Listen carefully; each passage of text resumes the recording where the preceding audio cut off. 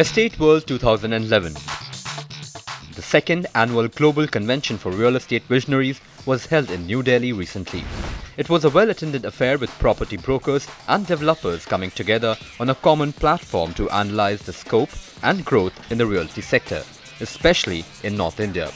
The convention was organized by Franchise India Holdings Limited in association with landlordindia.com and KPMG as the knowledge partner for the conference. Conventions like these are very, very important because so far the perception of the real estate industry is that it's not well organized, and therefore there are information gaps and people are not really aware as to what are the good practices that are being taken forward by various industry players. So conventions like these are going to really bring people together.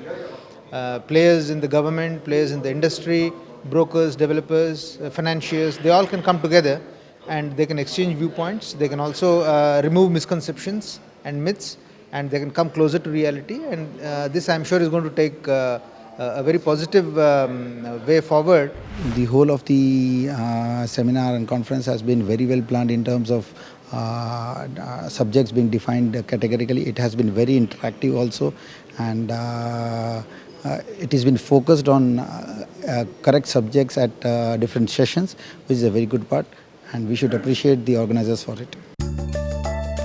The conference succeeded in helping professionals to learn how standards can be raised in the real estate services, along with showcasing products, strategies, personalities, and leading companies that comprise the Indian real estate marketplace. Real estate today is largely governed by the broker community, which is the micro SME, and franchising is by far the largest contributor in the change which is coming in the micro SMEs, which is the brokers. So there is a lot of brokers who are getting into franchising and bringing in that best practices, which we are promoting through franchising. The country's largest B2B initiative for the real estate sector witnessed a diverse lineup. Architects, urban planners, designers, government officials and brokers assembled to explore the best practices and competitive strategies to tackle issues that are of major concern to the sector at large. Housing is a state subject. There's always a scope of improvement. One doesn't overrule that. The central government can only act as a catalyst. So you have organizations like NAREDCO and CRIDAI who are constantly interacting with the central government, with the Ministry of HUPA. And I think that dialogue must be kept on. There are problems from the developer side, and the risk is high for various reasons which I pointed out. So to cover the risk, of course, the profit covers the risk to some extent. And to minimize or mitigate the risk, the state governments may have to step in certain issues. So the dialogue must be continued. The real estate market in the country is unique and has seen many trends and practices come and go. The event also took an in-depth look at the evolution of this market and the key players who have brought about a forward movement in the realty space. We have very young people looking at buying houses even before they are buying cars today.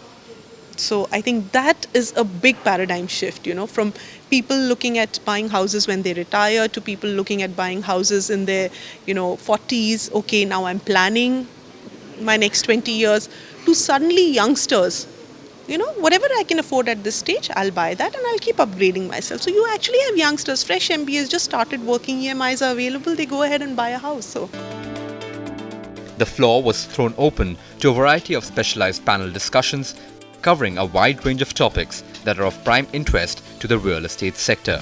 These ranged from current picture of the real estate sector in North India. Friends, as you are aware that there is an old saying which gives the basic requirements of man at the cost of repetition: roti, kapda or makan. And housing, therefore, has emerged as a very fundamental requirement of mankind. Channels of communication between a builder, a developer and the customer should always be open. And there should be more frequent communications, updating customers about what's happening in the project. Like in our company, whenever we issue a demand letter to a customer, and let's say the demand letter is for a particular floor, we will update the site pictures on this website and the customer can go and cross-check. To construction finance on real estate projects.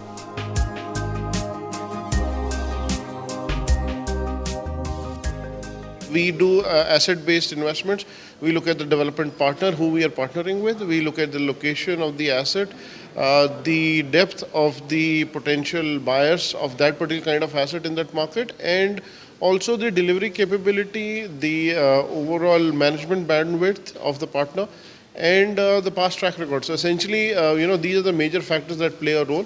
And also if we are priced right in terms of the entry value and if we are projecting a right exit value. So all these things become very important for us to, as evaluation parameters to take a call and decision on it.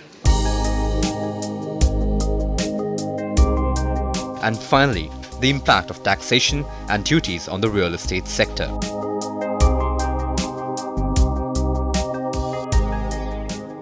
The land is as an fixed assets in an individual's account.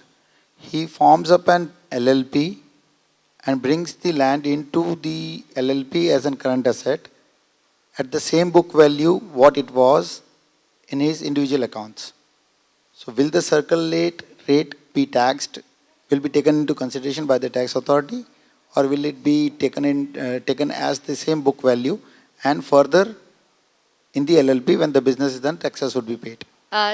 See, insofar as a contribution of land by a partner into the partnership is concerned, it is governed by specific provision under the tax law, whereby there is no tax on it beyond the value at which it is recorded in the books of the entity, which is the LLP in the instant case. So I don't think from a tax perspective really, in this situation, circle rate will come into the picture.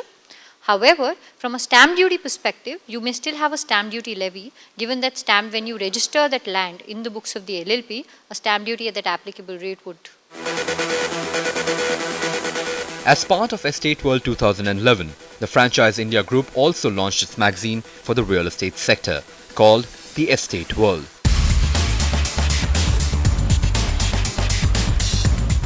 Which was unveiled by the cast of the recently released film Sahib PV or Gangster.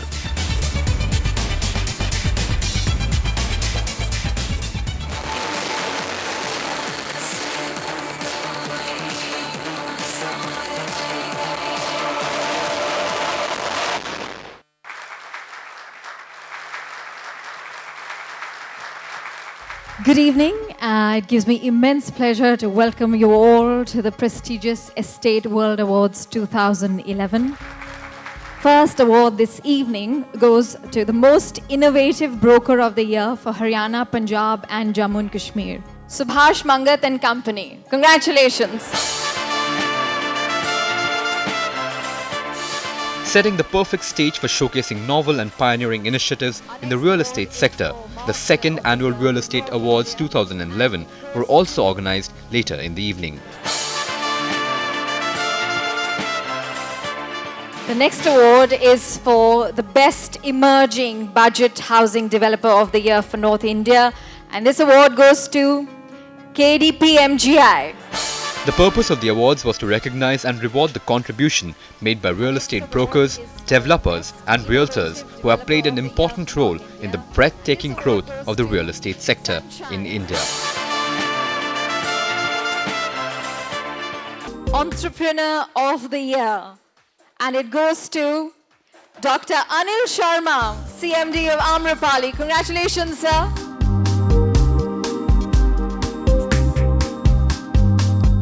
In all, there were 29 categories spanning across different industry verticals.